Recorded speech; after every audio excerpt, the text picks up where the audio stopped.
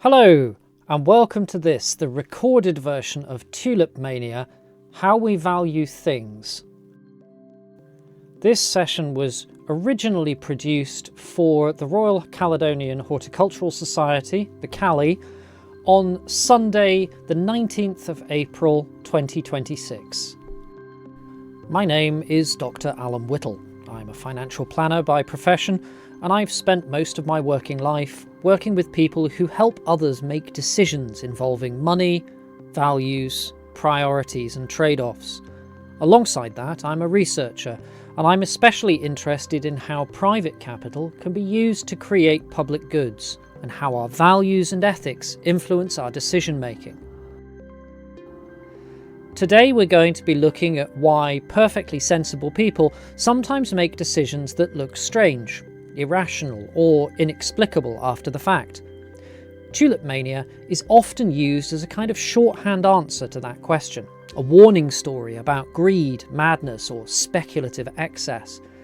But I've always felt that this story should be teaching us something more, about the whole idea of value.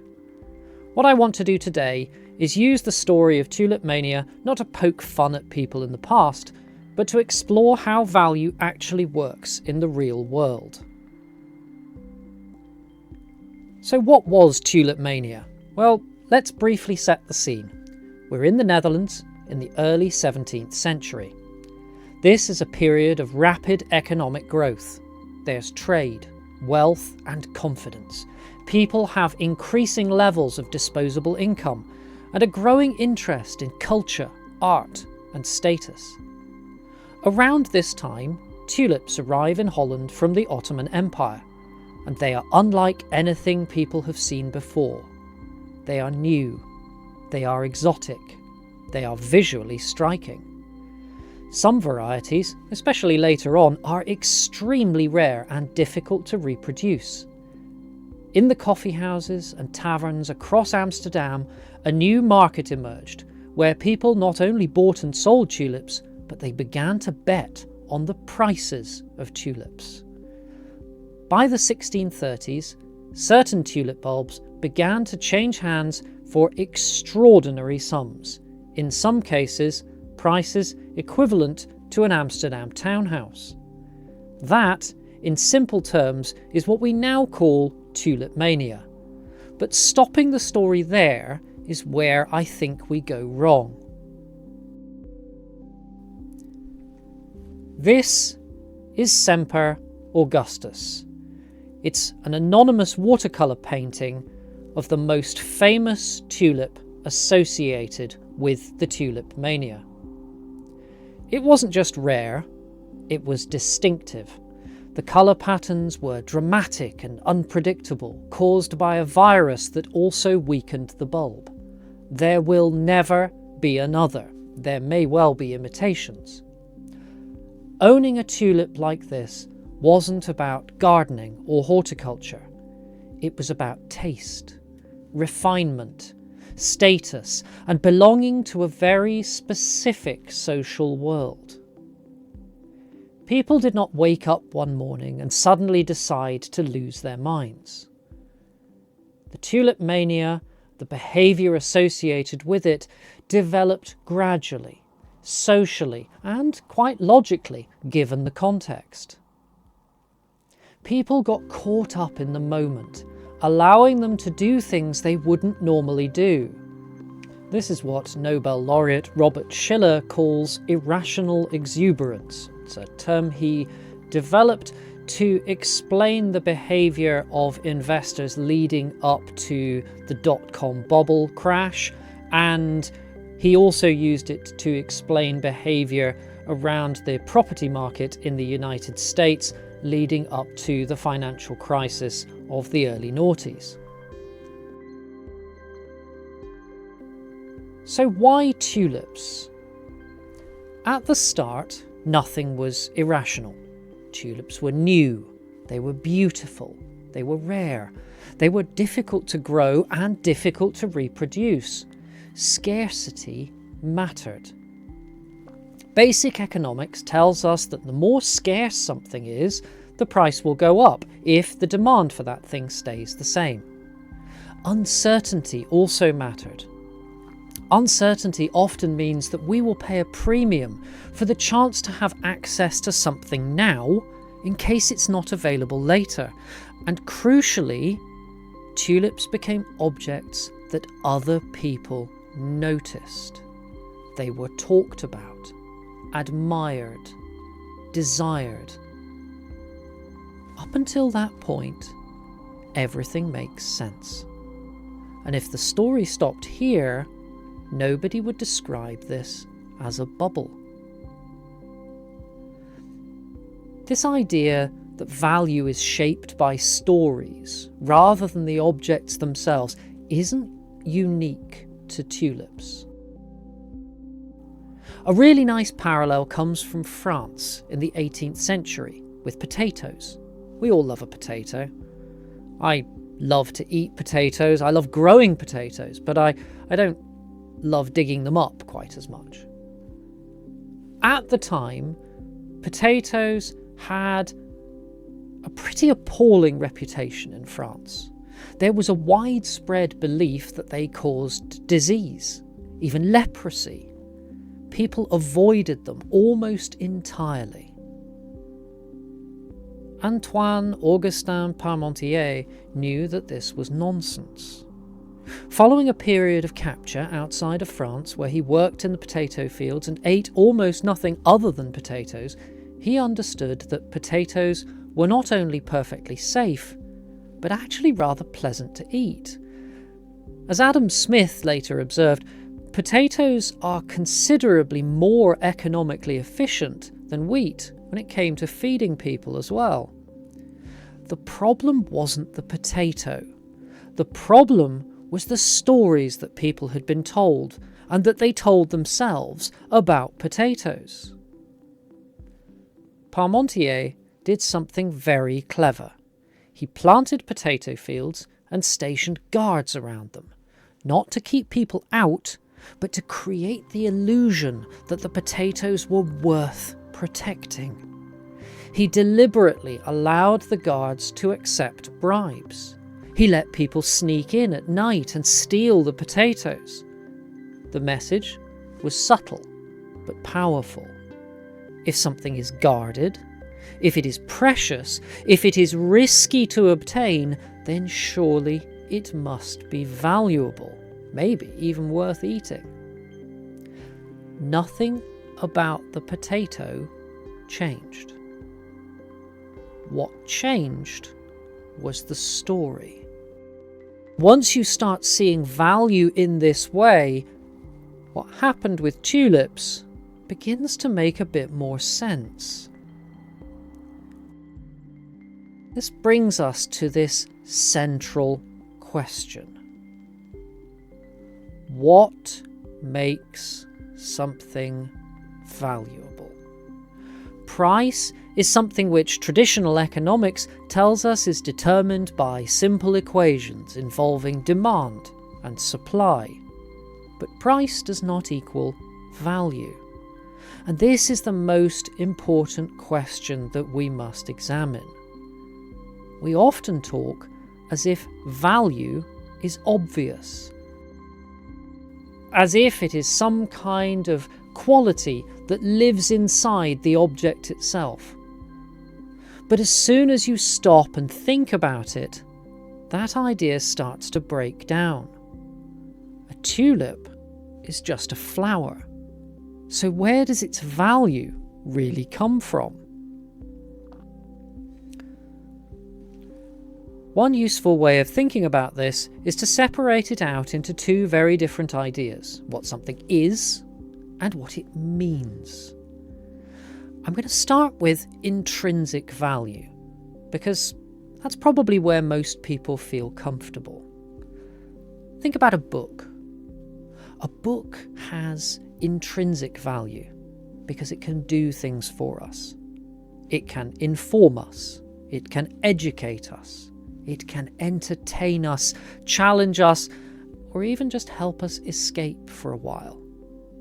Even if nobody ever talks about the book, it still does something.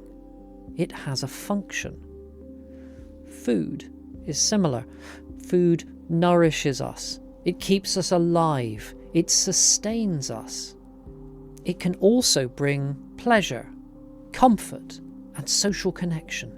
Sharing food with people we love has value even when nobody is watching. A meal has intrinsic value regardless of whether it is fashionable or Instagrammed or talked about. Cars are another useful example. A car transports us. It saves time. It creates convenience, independence, and access. Even the most basic car has intrinsic value because it performs a function. Sometimes, if you live in an area which has good access to public transport, then that intrinsic value may be less than the intrinsic value of that car if you live in a rural community without public transport links. In all of these cases, intrinsic value has nothing to do with price. It's about usefulness, function, and lived experience. Now let's compare that to perceived value. Perceived value is about what something means, not what it does. A first edition signed book, a meal in a fashionable restaurant run by a guy who sprinkles salt like it's confetti, a car with a particular badge on the bonnet. In those cases, the price isn't being driven primarily by function. It's being driven by story, status, scarcity, and expectation. The book has the same words as the unsigned copy, the same words as one that you pick up in a charity shop. The food is not more nutritious and not even necessarily better tasting. The car may be even less practical for getting from A to B. And this is where tulips fit beautifully. A tulip bulb does have some intrinsic value. It produces a flower. That flower offers some aesthetic pleasure. But that alone does not explain the prices that we see during the Tulipmania. What changed wasn't the tulip's function. What changed was its meaning. Tulips came to represent refinement, opportunity, exclusivity, and potentially future gain. And once value moves from function to meaning, it becomes far more sensitive to belief.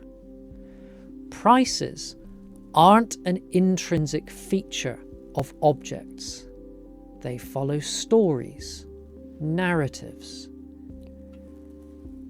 Items also have an extrinsic value, what we can sell it to somebody else for, or the recognition we have for owning that item.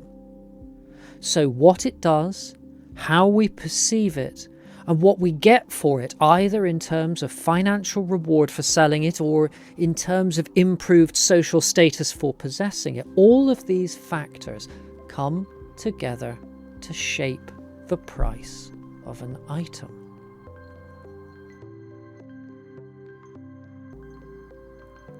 This brings us on to the power of why. What Tulipmania really exposes is how rarely we stop to ask a very simple question. Why does this thing matter to me? Most of the time we don't consciously decide what we value. We inherit it from culture, from our peers, from our family, from markets themselves. When we're uncertain, we look sideways to other people. If everyone else seems confident that prices will continue to rise, then it feels safe to be confident too. If prices are rising, that rise itself begins to feel like evidence. At that point, value stops being something we examine. It starts being something we just assume. And this is why bubbles are so difficult to spot from the inside. Asking why this thing has value might feel unnecessary or even disruptive. It's like questioning the music while everyone else is dancing. Why does this thing cost more than it did yesterday? Or the day before? Does it have any more value to me today than it did yesterday? People inside a bubble aren't necessarily acting foolishly. They're acting rationally relative to the story that exists in that moment. The mistake isn't necessarily greed, it's an unexamined belief. Now, hopefully, this is the point where you start making connections to the present day, to things like property, cryptocurrencies, collectibles, Star Wars figurines, Beanie Babies, Pokemon cards. Every generation believes that its version is different, more sophisticated, better informed, more justified. But strip away the surface details and the pattern is remarkably consistent. There is usually a story about scarcity, a story about transformation, a story about why this time the usual rules no longer apply. And once that story takes hold, rising prices stop feeling like a warning sign and start feeling like confirmation. Tulipmania survived, however briefly, because the story held. When belief finally cracked, prices lost their anchor. The collapse wasn't caused by people suddenly becoming sensible. It happened because the story stopped working, primarily because someone stepped in and made it stop. And that's why Tulipmania isn't really about flowers. It's about what happens when meaning, money, and social proof collide to create a perfect storm in a very short period of time. The lesson of Tulipmania is not just that people make irrational decisions. People respond to incentives, signals, and narratives in exactly the same way they always have.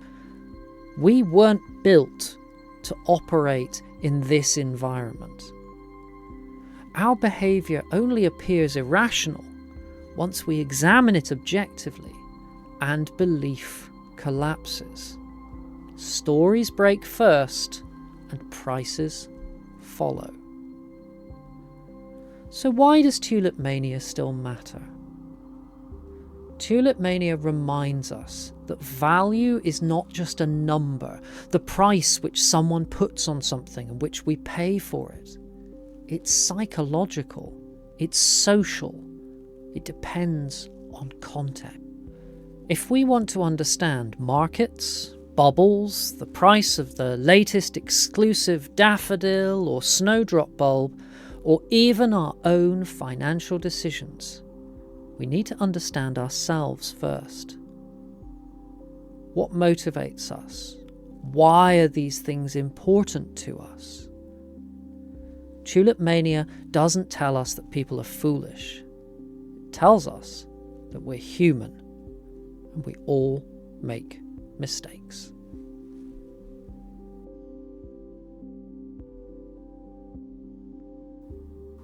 Thank you very much for listening.